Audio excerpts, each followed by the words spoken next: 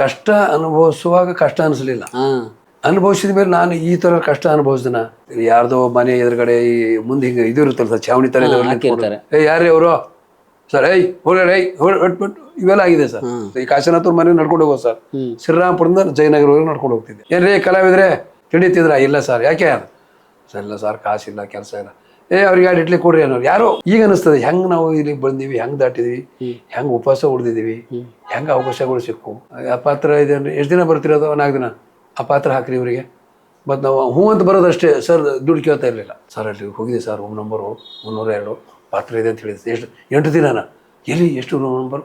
ಸಿನಿಮಾದಲ್ಲಿ ಕೆಲಸ, ಸಿನಿಮಾ ಒಂದೇ ನಂಬ್ಕೊಂಡು ಬಂದ್ರೆ ಕಷ್ಟ ಸರ್. ಏನೋ ಒಂದು ಅದ್ರ ಜೊತೆ ಸಪೋರ್ಟಿಂಗ್ ಬೇಕು ಸರ್. ಇಲ್ಲ ಊರ್ ಕಡೆ ಯಾರು ಕಳಿಸೋರು ಇರ್ಬೇಕು. ಹಂಗೆ ಜನಾರ್ದನ್ ಅವರು ನಾವು ಭಾಳ ಇದ್ದೀವಿ. ಹೊನ್ನೊಳ್ಳಿ ಕೃಷ್ಣ ಅವರು, ಟೆನ್ನಿಸ್ ಅವರು, ಮೈಸೂರು ರಮಾನಂದ್ ಅವರು, ಮಂದೀಪ್ ರಾಯ್ ಅವರು, ಉಮೇಶ್ ಅಣ್ಣ, ಡಿಂಗ್ರಿ ಅವರು, ಆಯ್ತು ಶನಿ ಮಹಾದೇವಪ್ಪ ಅವರಿದ್ರು ಅವರು, ಬ್ರಹ್ಮ ಅವರು, ಹಿಂಗೆಲ್ಲ ನಾವು ಒಂದು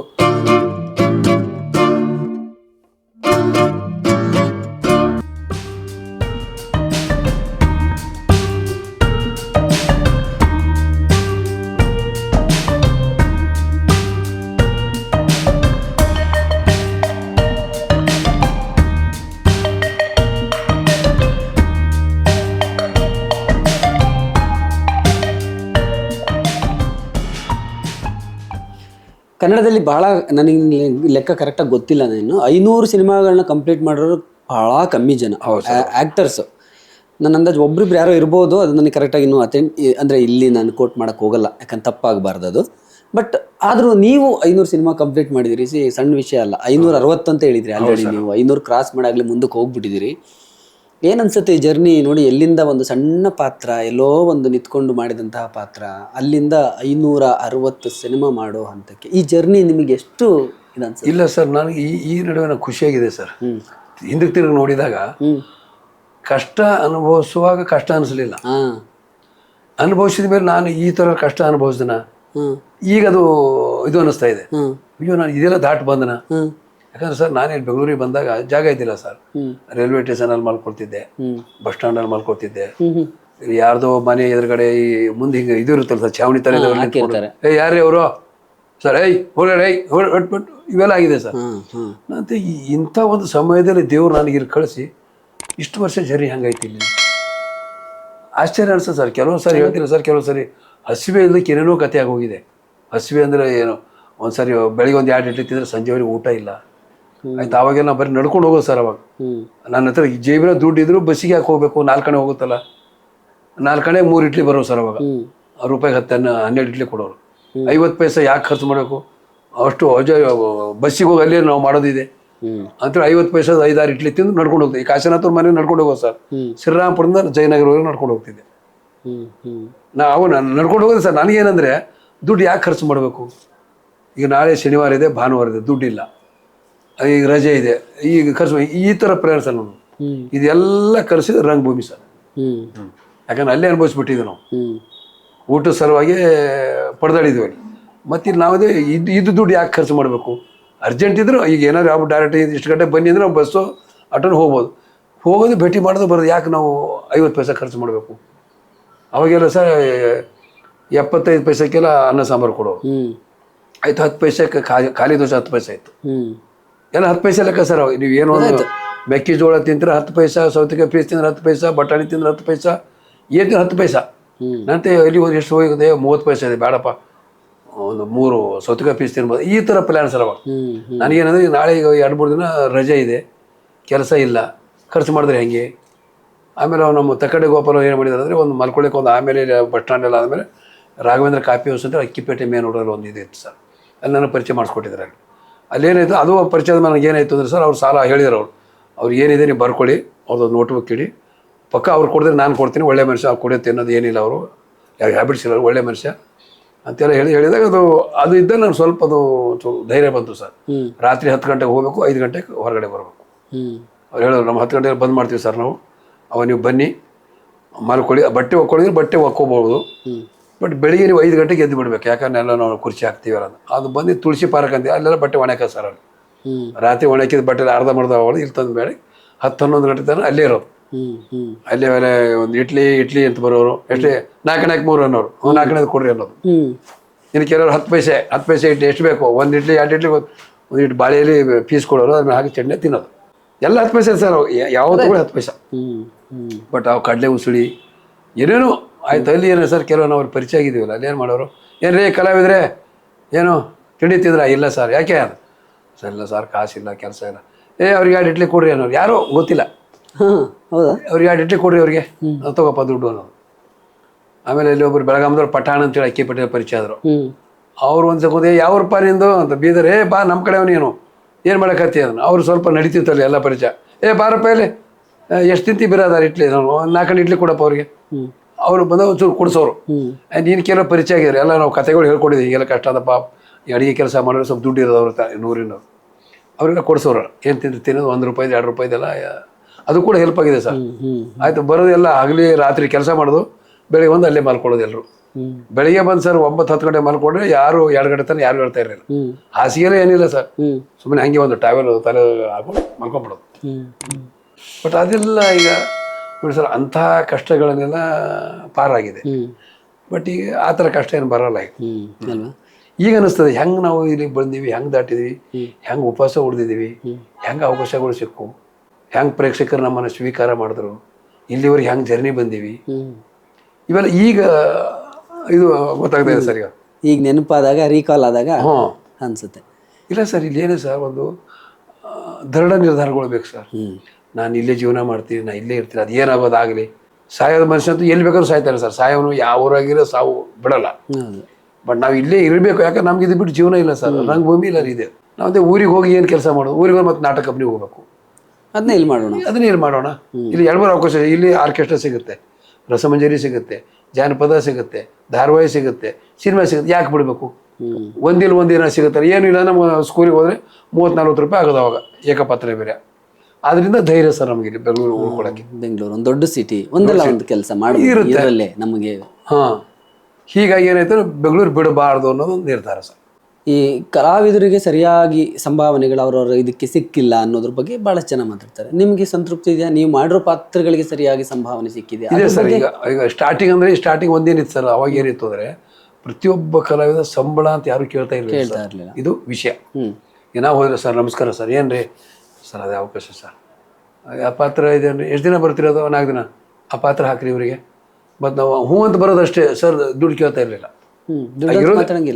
ಅಲ್ಲಿ ಇರೋದು ಹಂಗೆ ಸರ್. ಅದು ಅವರು ಕೇಳ್ತಾರೆ, ನಾವು ಕೇಳ್ತಾ ಇರಲಿಲ್ಲ. ಲಾಸ್ಟಿಗೆ ಹೋದ್ರೆ ಏನ್ರಿ ಅಂದ, ಅದೇ ಸರ್ 4 ದಿನ ವರ್ಕ್ ಮಾಡಿದ್ದೀನಿ. ಹೌದಾ, 4 ದಿನ ಮಾಡಿದ್ದೀರಾ? ಡೈರೆಕ್ಟ್ ಕೇಳೋರು, ಏನು ಕೊಡ್ತೀರಾ? ನೋಡಿ ಸರ್, ಏನು ಕೊಡ್ತೀವಿ ಕೊಡಿ, ಪಾಪ ಚೆನ್ನಾಗಿ ಮಾಡಿದ್ದಾರೆ ಸೀರೆಗಳು. ಹಿಂಗೆ ಅಂದರೆ ಒಂದು ಚೂರು ಜಾಸ್ತಿ ಸಿಗೋದು ಹಾಗೆ. ಏನು ಕೊಡ್ತೀರಿ ಕೊಡಿ ಸರ್, ಕೊಡ್ರಿ ಒಂದು $500 ಕೊಡ್ರಿ ಅವ್ರಿಗೆ, ಅಥವಾ ಒಂದು 200 ಕೊಡ್ರಿ, 300 ಕೊಡ್ರಿ. ಅಥವಾ ಇನ್ನು ಕೆಲವೊಬ್ರು ಇಲ್ರಿ ಸ್ವಲ್ಪ ಸಟ್ ಕೆಲಸ ಮಾಡಿದ್ರೆ 1000 ಹಿಂಗೆ. ಅಲ್ಲಿ ಮತ್ತೆ ನಾವು ಎಕ್ಸ್ಪೆಕ್ಟ್ ಮಾಡೋಂಗಿಲ್ಲ. ಅವ್ರಿಗೇನಾದ್ರು ಸರಿ ಅನ್ನಿಸ್ತು ಅಂದರೆ ಚೂರು ಹೆಚ್ಚಿಗೆ ಕೊಡೋರು. ಇನ್ನು ಕಂಪ್ನಿ ದೊಡ್ಡದಿತ್ತು ಅಂದ್ರೆ ಒಂಚೂರು ಹೆಚ್ಚಿಗೆ ಸಿಗೋದು. ಇಲ್ಲ ಅಂದರೆ ಇಲ್ಲ, ಸಣ್ಣ ಕಂಪ್ನಿ ಕೊಡ್ರಿ, ಒಂದು $200 ಕೊಟ್ಟು ಕಳಿಸ್ರಿ, ನೆಕ್ಸ್ಟ್ ಅದೇ ಬರ್ರಿ, ನೆಕ್ಸ್ಟ್ ಬನ್ನಿ, ಈ ಥರ. ಅಲ್ಲಿ ದುಡ್ಡಿನ ವಿಷಯನೇ ಬರ್ತಾ ಇರಲಿಲ್ಲ ಸರ್. ಅವಾಗ ಯಾರು ನಾನೇ ಅಂತಾರೆ ಯಾವ ಕಲಾವಿದ್ರು ನಾನು ಎಷ್ಟು ಸರ್ ಎಷ್ಟು ಕೊಡ್ತೀರಿ ಯಾವೊಬ್ಬರು ಕೇಳ್ತಾ ಇರಲಿ. ಪಾತ್ರ ಇದೆ ಅಂದರೆ ಅದು ಒಂದು 8 ದಿನ ಖುಷಿ ನಮಗೆ. ಏನು ರೀ ಸರ್ ಅಲ್ಲಿ ಹೋಗಿದೆ ಸರ್, ರೂಮ್ ನಂಬರು 302 ಪಾತ್ರ ಇದೆ ಅಂತ ಹೇಳಿದೆ. ಎಷ್ಟು 8 ದಿನನ ಎಲ್ಲಿ ಎಷ್ಟು ರೂಮ್ ನಂಬರು ನಾನು ಹೋಗ್ತೀನಿ, ನೀನು ಹೆಸರು ಹೇಳಲ್ಲ. ಹಿಂಗೆ ಒಂದು 15 ದಿವಸ ಹೇಳಿದ್ರೆ ಖುಷಿನೂ ಖುಷಿ. ಅವು 15 ದಿವಸ ಅಂದ್ರೆ ಏನಾಗುತ್ತೆ ಸರ್ ಅಂದರೆ 15 ದಿವಸ ಅಂದರೆ ಊಟ ತಿಂಡಿ ಎಲ್ಲ ಅಲ್ಲೇ ಆಗುತ್ತೆ. ಎಷ್ಟು ಕೊಡ್ತವ್ರು? ದಿನ 500 ಅಂದರೆ 500, ದಿನ 500 ಅಂದರೆ 7,500, 400 ಕೊಟ್ಟರೆ ಹಿಂಗೆಲ್ಲ ಲೆಕ್ಕ ಆಗ್ತಿದ್ವಿ ನಾವು. ಹೀಗೆ ಖುಷಿ. ಬಟ್ ಅವಾಗ ಸರಿ ದುಡ್ಡು ಗಿಡ್ಡು ಅಂತ ಏನೋ ನಮ್ಗೆ ಹಸಿವೆ ಇತ್ತು, ಕಷ್ಟ ಇತ್ತು. ಬಟ್ ದುಡ್ಡು ಅಂತ ಲೆಕ್ಕಕ್ಕೆ ಬರ್ತಾ ಇಲ್ಲ ಸರ್ ಅವಾಗ. ಇವತ್ತು ಚಿತ್ರರಂಗ ಬೆಳೆದಿದೆ, ಇವತ್ತು ಸಂಭಾವನೆ ನಿಮ್ಗೆ ಈಗ ಪರವಾಗಿಲ್ಲ ಸರ್, ಈಗ ಸಿಗ್ತಾ ಇದೆ. ಈಗೆಲ್ಲ ನಾವು ಏನೋ ಒಂದು ಮಾತಾಡ್ಕೋತೀವಿ, ಮಾತಾಡ್ಕೊಂಡು ಆಯ್ತು ಹೆಚ್ಚು ಕಡಿಮೆ ಮಾತಾಡ್ಕೊಂಡು ಮಾಡ್ತೀವಿ ಸರ್. ಈ ಬಹಳಷ್ಟು ಜನ ಕಲಾವಿದರು ಆರೋಪ ಮಾಡೋದನ್ನು ನೋಡಿದ್ದೀನಿ, ಹಳೆಯ ಕಲಾವಿದರು ನಮ್ಮನ್ನೆಲ್ಲ ಇವಾಗ ಚಿತ್ರರಂಗ ಕಡೆಗಣಿಸ್ಬಿಟ್ಟಿದೆ, ನಮ್ಮನ್ನು ಹಿರಿಯರನ್ನೆಲ್ಲ ಯಾರು ನಮ್ಮನ್ನು ಇದಕ್ಕೆ ತಗೊಳ್ತಾ ಇಲ್ಲ, ಅವಕಾಶಗಳನ್ನು ಕೊಡ್ತಿಲ್ಲ, ಪೋಷಕ ಪಾತ್ರಗಳೇ ಇಲ್ಲ ಅನ್ನೋದ್ರ ಬಗ್ಗೆ ಅಂದ್ರೆ ಸುಮ್ಮನೆ ನಿಮ್ಮ ಅನಾಲಿಟಿಕಲ್ ಏನಂತ? ಇಲ್ಲ, ಈಗ ಏನಾಗಿದೆ ಅಂದ್ರೆ ಗೊತ್ತಾ ಸರ್, ಇಲ್ಲಿಗೆ ಎಲ್ಲ ಹೊಸಬರಾಗಿದ್ದಾರೆ ಸರ್. ಈಗ ಅವ್ರವ್ರ ಸುತ್ತಮುತ್ತ ಕಲಾವಿದರು ಇರಬಹುದು ಗೊತ್ತಿಲ್ಲ. ಬಟ್ ನಾವು ಯಾರ ಮೇಲೆ ದೂರ ಮಾಡಂಗಿಲ್ಲ ಸರ್, ದೂರಂಗಿಲ್ಲ. ಕರೆಕ್ಟ್, ದೂರಂಗಿಲ್ಲ. ಈಗ ಸರ್ ಈಗ ನಾನು ಬೆಂಗಳೂರು ಬದುಕಲಿಕ್ಕೆ ಬಂದಿದ್ದೀನಿ ಸರ್, ನನಗೆ ಯಾರು ಕೆಲಸಕ್ಕೆ ಕರಿತಾ ಇಲ್ಲ, ಏನು ಮಾಡೋದು? ಹಂಗಂತ ಬೆಂಗಳೂರಿಗೆ ಬೇಯಂಗಿಲ್ಲ. ಹೆಂಗೆ ಬೇಯೋದು? ಆಯಿತು, ನನಗೆ ಏನಾಗಿದೆ ಸರ್, ನನ್ನ ಜೀವನದಲ್ಲಿ ಮಾತ್ರ ನನಗೆ ಯಾವತ್ತೂ ಕಮ್ಮಿ ಆಗಿದೆ ಅಂತಿಲ್ಲ. ಈ ಮಾಮೂಲಿ ಕೆಲಸ ಕೆಲವು ಸಾರಿ ಇರುತ್ತೆ ಇರೋಲ್ಲ, ಅದು ಮಾಮೂಲು. ಬಟ್ ನಾನೇನು ಮಾಡ್ತೀನಿ ಸರ್, ಅದಿಲ್ಲ ಅಂದರೆ ನಾಟಕ, ರಸಮಂಜರಿ, ಆರ್ಕೆಸ್ಟ್ರಾ ಆ ಕಡೆ. ಇಲ್ಲಿ ಸಿನಿಮಾ ಇಲ್ಲ ಅಂತ ಕೂಡ ನಾನು ಆ ಕಡೆ ಹೊಂಟು ಬಿಡೋ. ಆಯ್ತು, ನಾನು ಇವತ್ತು ಇಷ್ಟು ಎಲ್ಲ ನಿರ್ದೇಶಕರ ಜೊತೆ ಕೆಲಸ ಮಾಡಿದ್ದೀನಿ. ಇವತ್ತು ಕೂಡ ಅವ್ರು ಯಾರು ಹೇಳಿದೆ ನಮ್ಮ ಬೇರೆದಾದ್ರೆ ಹಾಕಪ್ಪ ಅಂತ ಕೇಳ್ಕೊಂತಾರೆ. ಇವತ್ತಿಗೂ ಅವ್ರು ಅಸ್ಟೆಂಟ್ ಎಲ್ಲ ಈಗ ಡೈರೆಕ್ಟರ್ ಆಗಿದ್ದಾರೆ, ಅಸೋಸಿಯೇಟ್ ಡೈರೆಕ್ಟರ್. ಏನೇ ಇವರೇ ಒಂದು ಬಿರಾದಾರ್ಗೆ ಒಂದು ಕ್ಯಾರೆಕ್ಟರ್ ಹಾಕ್ರಿ, ಯಾವುದಿದೆ ಆ ಬಿರಾದಾರ್ ಹಾಕಿ. ಇವತ್ತಿಗೂ ಇದೆ ಸರ್. ಬಟ್ ಅದು ಏನದು ಸರ್, ಇದು ಯಾಕೆ ಏನು ಅಂತ ಗೊತ್ತಿಲ್ಲ. ಬಟ್ ಇವತ್ತು ಸರ್ ಯಾವ ನಿರ್ದೇಶಕರ ಜೊತೆ ನಾನು ಇದು ಮಾಡ್ಕೊಂಡಿಲ್ಲ. ಎಲ್ಲ ಇವತ್ತಿಗೂ ನಾವು ಕೆಲಸ ಇರಲಿ ಬಿಡಲಿ, ನಮಸ್ಕಾರ ಸರ್, ಚೆನ್ನಾಗಿದ್ದೀರಾ ಸರ್, ಬರ್ತಾಯಿದೆ. ಆಯಿತು. ಒಂದೇನು ಸರಿ ಬೆಂಗಳೂರಲ್ಲಿ ಏನಾಗ ಸರ್, ಒಬ್ಬ ಕಲಾವಿದರಿಗೆ, ಯಾರೇ ಕಲಾವಿದ ಆಗಲಿ, ಸಿನಿಮಾದಲ್ಲಿ ಕೆಲಸ, ಸಿನಿಮಾ ಒಂದೇ ನಂಬ್ಕೊಂಡು ಬಂದರೆ ಕಷ್ಟ ಸರ್. ಏನೋ ಒಂದು ಅದ್ರ ಜೊತೆ ಸಪೋರ್ಟಿಂಗ್ ಬೇಕು ಸರ್. ಇಲ್ಲ ಊರ ಕಡೆದು ಯಾರು ಕಳಿಸೋರು ಇರಬೇಕು. ಬರೀ ಸಿನಿಮಾ ನಂಬ್ಕೊಂಡು ಯಾರಿದ್ರೆ ಅವ್ರಿಗೆ ಕಷ್ಟ ಆಗಿದೆ ಸರ್. ಆಯಿತು. ನಾನಂದರೆ ಸ್ವಲ್ಪ ಮೊದಲಿಂದ ಈ ರಂಗಭೂಮಿಯಲ್ಲಿ ನಮ್ಗೆ ಅನುಭವ ಸಿಕ್ಕಿರೋದ್ರಿಂದ ನಾನು ಸ್ವಲ್ಪ ಹೆಂಗಿರ್ಬೇಕು ಅನ್ನೋದು ಅದು ನನ್ನಲ್ಲೇ ಇದೆ. ಅದು ಯಾರಿಗೆ ಹೇಳೋಕ್ಕಾಗಲ್ಲ. ಬಟ್ ಆದರೂ ಇಲ್ಲೇನೋ ಸರ್, ಕೆಲವು ಈ ಸಿನಿಮಾ ಇಲ್ಲ ಅಂದರೆ ಅದು ಮತ್ತೆ ಸಹಜ ಬರುತ್ತದೆ. ನಮ್ಗೆ ಯಾರೂ ಕರಿತಾ ಇಲ್ಲ. ಇರೋದು ಒಂದೇ ಕೆಲಸ, ಅದು ತಪ್ಪಂತೂ ನಾವು ಹೇಳೋಕ್ಕಾಗಲ್ಲ. ಬಟ್ ಒಂದೇ ಕೆಲಸ. ಈಗ ಏನಾಗಿದೆ ಸರ್, ಇಲ್ಲಿ ನಮ್ಮಲ್ಲೀಗ ಒಂದು 100 ಜನ ಕಲಾವಿದರಿದ್ದಾರೆ, 50 ಜನ ಕೆಲಸ ಇದೆ.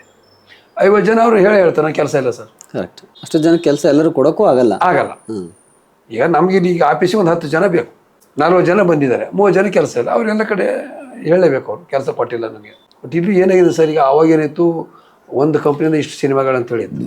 ಈಗ ರೆಗ್ಯುಲರ್ ಕಂಪ್ನಿ ಇಲ್ಲ ಸರ್. ಈಗ ಹೊಸಬರು ಬರ್ತಾರೆ, ಅವ್ರ ಮಗನೋ ಮಗಳು ಅಳಿಯನೋ ಮತ್ತವರು ಹೀರೋಗಳಾಗ್ತಾರೆ, ಇದು ಮಾಡ್ತಾರೆ. ಆವಾಗ ಏನಿತ್ತು ಅಂದರೆ ಇಂಥ ಕಂಪನಿ, ಇಂಥ ನಿರ್ಮಾಪಕರು, ಇಂಥವ್ರು ದುಡ್ಡು ಕೊಡೋರು, ಫೈನಾನ್ಸಿಯರ್ ಇದ್ರು ಸರ್. ಈಗ ಅದು ಇಲ್ಲ ಸರ್. ಈಗ ರೆಗ್ಯುಲರ್ ಸಿನಿಮಾ ಮಾಡೋ ಪ್ರೊಡ್ಯೂಸರ್ಸು ಕಂಪನಿಗಳು ಇತ್ತು, ಇಲ್ಲ.